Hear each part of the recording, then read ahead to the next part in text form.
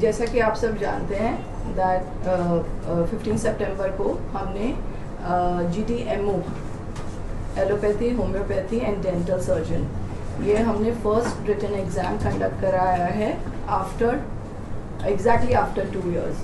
तो 2 साल बाद APPSA में फर्स्ट रिटन एग्ज़ाम कंडक्ट हुआ जिसमें 1093 कैंडिडेट्स ने अप्लाई किया था एंड 962 कैंडिडेट्स अपीयर किए।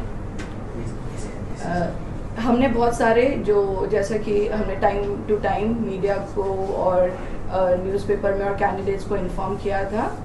तो I will just briefly tell you कि what new structures, things that we have introduced in this examination and how we are ensuring that utmost transparency and accountability is done in these examinations। आप सब जानते हैं जनवरी में reconstitution हुआ था commission का, उसके बाद से हम कंटिन्यूस रीऑर्गेनाइजेशन और स्ट्रक्चरल चेंजेस कर रहे हैं। सबसे पहले हमने नया मैनुअल बनवाया एग्ज़ाम कंडक्ट करने का, रिटन इंटरव्यू एंड जो भी प्रोसीजर्स होते हैं एग्जामिनेशन के उसके लिए हमने पहले ओपिनियंस और सजेशंस लिए थे पब्लिक से। फिर उसके बाद हमने मैनुअल का ड्राफ्ट बना के वेबसाइट पे डाला और उस पर फिर से सजेशंस लिए और हमने वेबसाइट को फाइनलाइज करके पब्लिक डोमेन में पब्लिश कर दिया था जून में। उसी को हमने बेसिस बना के फर्स्ट इंटरव्यू और अब फर्स्ट रिटन एग्ज़ाम कंडक्ट कराया है। फर्स्ट इंटरव्यू हमारा अगस्त में हुआ था, 2-3 अगस्त में। उसमें हमने जूनियर स्पेशलिस्ट और डेंटल स्पेशलिस्ट का डायरेक्ट इंटरव्यूज थे वो कराया SOP और मैनुअल फॉलो करते हुए। और अब 15 सितंबर को हमने फर्स्ट रिटन एग्ज़ाम कंडक्ट कराया जनरल ड्यूटी मेडिकल ऑफिसर का।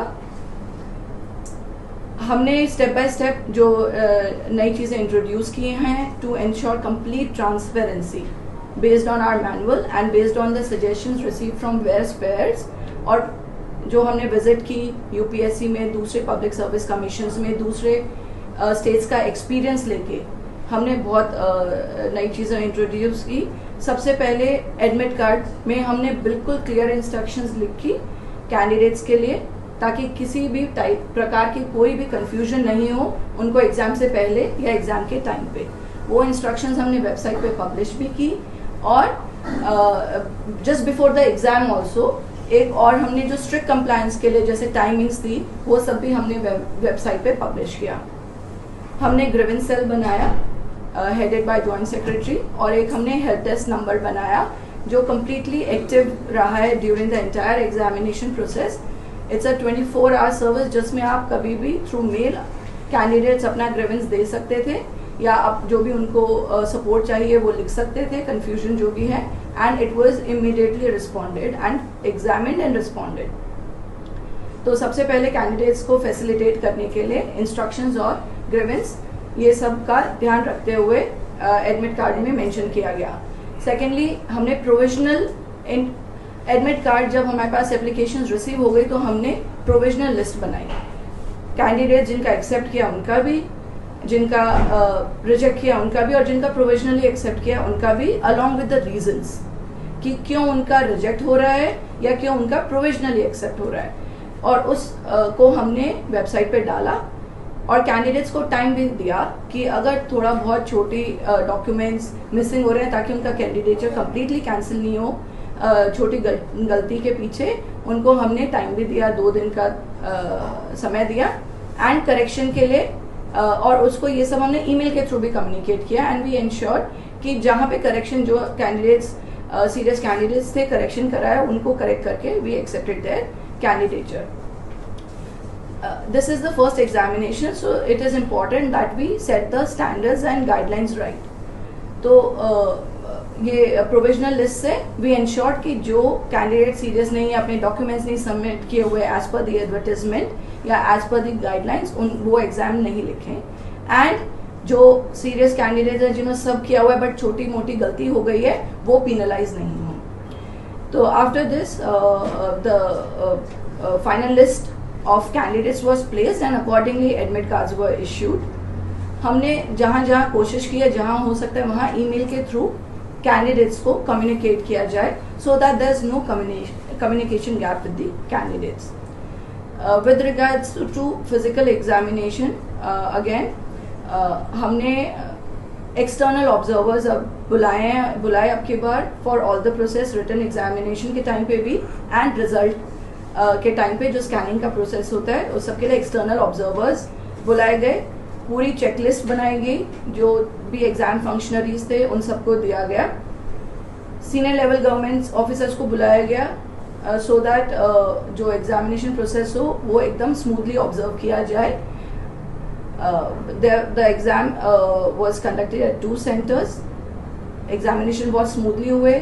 जो हमारे प्रोटोकॉल्स थे एज पर मैनुअल जो भी मेंशन किया था उसको स्ट्रिक्टली फॉलो किया गया, whether it was with respect to closure of gate or timings of all the steps of the examinations. उसके अलावा जब एग्जामिनेशन स्मूथली हो गया तो जो एक मेजर हमने, जैसा कि हमने अपने मैनुअल में भी दिया था, हमने जो मेजर चेंज इंट्रोड्यूस किया है वो है answer key challenge. After every MCQ और ऑब्जेक्टिव एग्जामिनेशन हमने मैनुअल में लिखा था कि we will give answer keys. तो अब की बार हमने रिजल्ट बनाने से पहले ही आंसर की चैलेंज वेबसाइट पे लगाया along with the question booklets और आंसर की वेबसाइट पे लगा के कैंडिडेट्स को मौका दिया गया कि अगर उनको किसी भी क्वेश्चन में किसी भी प्रकार का डाउट है तो वो उसको फॉर्म में भर के हमारी नॉलेज में लेकर आए. उसको एक हमने सब्जेक्ट एक्सपर्ट पैनल बनाया जो जिसने उसको एग्जामिन किया. इवन बिसाइड्स दिस हमें जो भी 1-2 queries during the examination invigilators के नोटिस में आई उनको भी हमने री एग्जामिन किया सो दैट जो फाइनल आंसर की बने, जिसके बेसिस पे रिजल्ट बने, उसमें किसी भी प्रकार की गलती का स्कोप नहीं रह सके. तो हमने समय दिया अगले दिन 3 बजे तक. तो 15 सितंबर को एग्जाम हुआ. आंसर की अपलोड करने के बाद एग्जाम जब खत्म हुआ पूरा, जब हमारे रिटन शीट सारी वापस आ गए, वो स्ट्रांग रूम में लॉक हो गए, उसके बाद हमने आंसर की अपलोड की और हमने 16 तारीख के 3 बजे तक का मौका दिया सिर्फ कैंडिडेट्स को कि वो अप्लाई कर सके अगर उनको किसी भी क्वेरी में डाउट है. तो through this I want to inform the candidates also कि we will continue to do this practice. तो इसलिए एग्जाम खत्म होने के बाद वो एक बार वेबसाइट पे जाके अगर कोई भी किसी में भी उनको डाउट है तो वो आंसर की चैलेंज लें और हमें बताएं.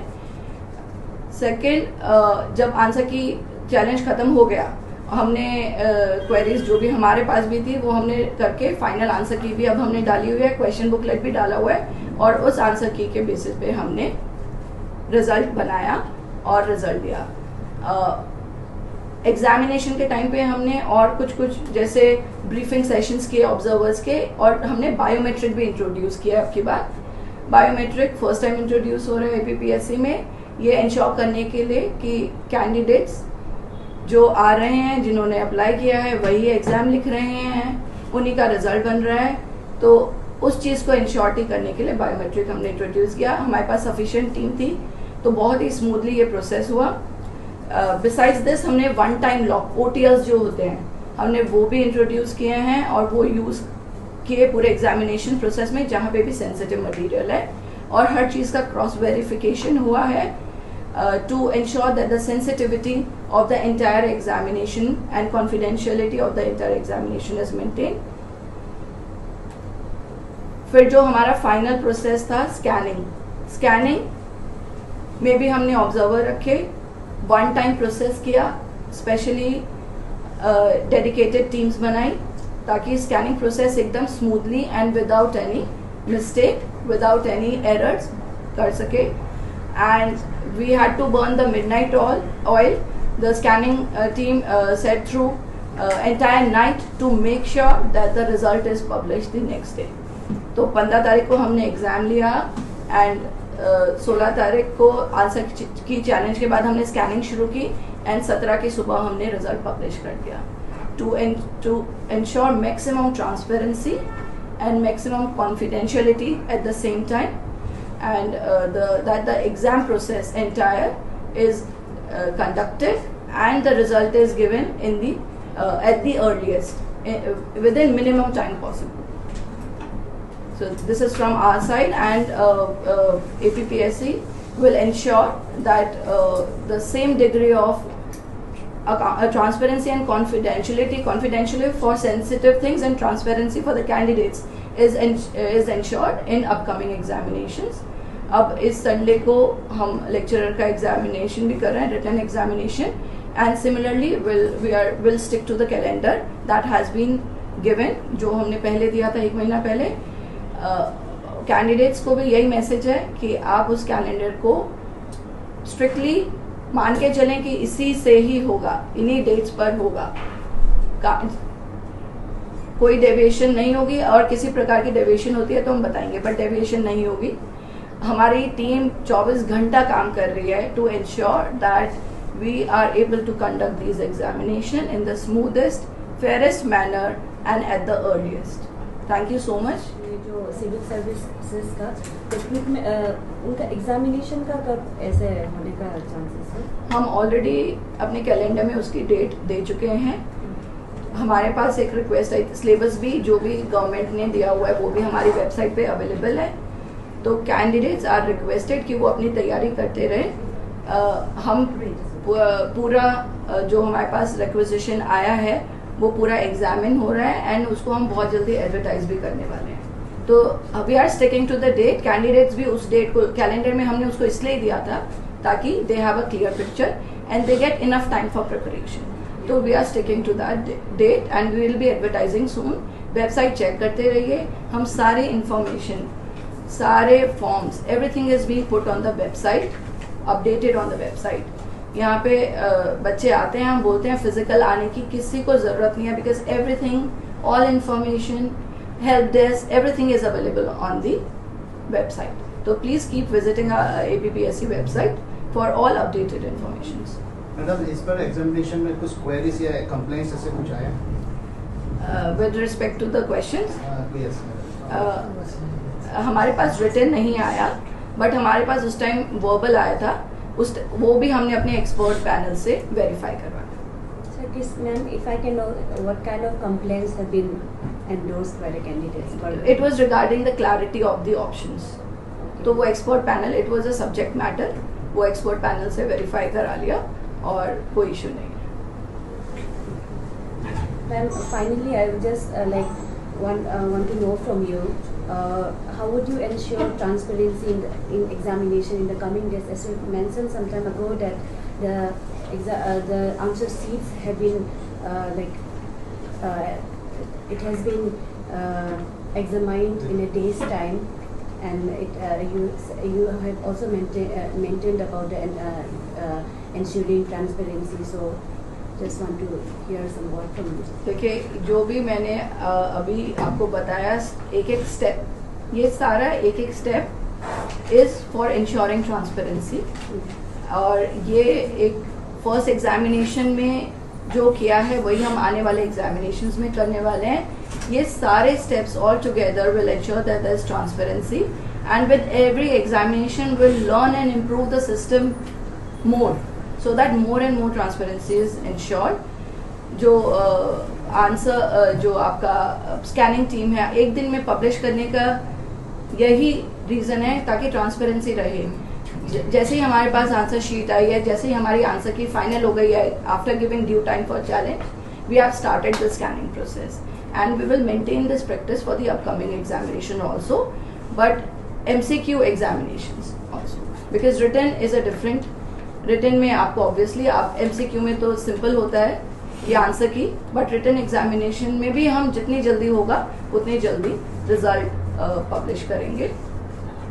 तो all this together will give more and more transparency to the entire process. बात की what kind of biometric team, how it is being verified? Biometric team, जैसा कि हमने SSB एग्जाम्स में भी देखा है, बायोमेट्रिक टीम होते हैं. जो भी कैंडिडेट्स हैं वो उस टाइम अपना बायोमेट्रिक देते हैं और फोटोग्राफ देते हैं. दोनों चीज़ें हम ले रहे हैं उनसे टू एंश्योर कि वही कैंडिडेट है जिसने अप्लाई किया है, और उनका एक जो ID नंबर उन्होंने at the time of filling of application form submit किया है, उससे वो हम वेरीफाई कर रहे हैं. ये ज़रूरी है क्योंकि जैसे अभी जो हमने पेपर कंडक्ट किया इसमें 2 सेशंस थे, पेपर 1 पेपर 2, तो हमें इंश्योर करना है कि सेम बच्चे आ रहे हैं पेपर 1 में भी पेपर 2 में, एंड किसी भी टाइप का जो होता है कि कोई और आ जाता है कैंडिडेट को रिप्रेजेंट करने या एग्जाम लिखने, ऐसे रिस्क को एलिमिनेट करने के लिए। एंड हमारे पास 2 केसेस आए भी जिसमें जो पेपर 1 में आए बट पेपर 2 में नहीं आए, तो ये जब हमारे पास इंफॉर्मेशन है तो it is easier to verify. और वही बायोमेट्रिक जब हमने बाद में अटेंडेंस रजिस्टर से भी क्रॉस वेरीफाई किया, अटेंडेंस जो फिजिकली भरी गई थी eight the time of examination, उसके साथ भी क्रॉस वेरीफाई किया कि इट इज़ मैचिंग, कहीं पे कोई भी किसी टाइप का डिस्क्रिपेंसी नहीं हो, कहीं पे कोई भी टाइप का डूबियस नहीं एग्जाम लिखा जाए। इन चीज़ को इंश्योर करने के लिए कि फेयरेस्ट मैनर में एग्जाम हो, ये बायोमेट्रिक इंट्रोड्यूस किया है।